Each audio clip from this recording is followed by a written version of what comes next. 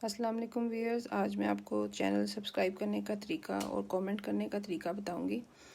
सबसे पहले आप कोई भी चैनल सर्च करना, आप सर्च के बटन पे जाके आप उसे सर्च कर सकते हैं। मैंने easy cooking with Asma search किया। ये सब्सक्राइब का बटन है रेड कलर का, आप इसको प्रेस करें। अगर आपने किसी भी वीडियो पे कमेंट करना है तो आप जैसे ये एक वीडियो पे क्लिक किया, इसे स्क्रॉल करते हुए नीचे जाएँ। सबसे एंड पे कमेंट करने की ऑप्शन होती है। आप यहाँ पे कमेंट करके बता सकते हैं कि आपको वीडियो कैसी लगी। जैसे for example I just right good one, और इस तरह आप कमेंट कर सकते हैं। ओके, और अगर आपने वीडियो को शेयर करना है तो ये शेयर का बटन है, एरो से आप शेयर करें। चाहे आप लिंक कॉपी करके व्हाट्सएप पे शेयर कर लें, फेसबुक पे शेयर कर लें या मैसेंजर पे शेयर कर लें।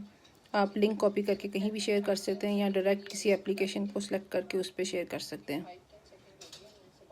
तो ये था सब्सक्राइब करने का तरीका, कमेंट करने का तरीका और शेयर करने का तरीका।